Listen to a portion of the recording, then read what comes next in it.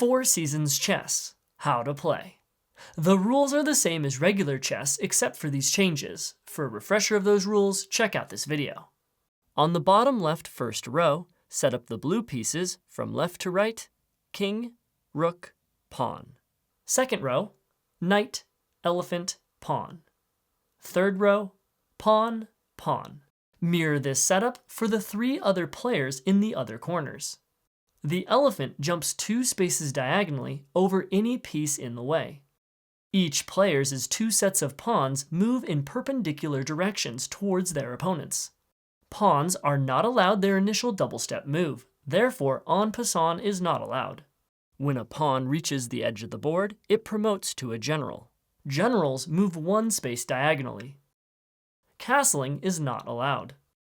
Blue moves first, then play proceeds counterclockwise. Your king cannot capture a piece that is protected by any enemy piece.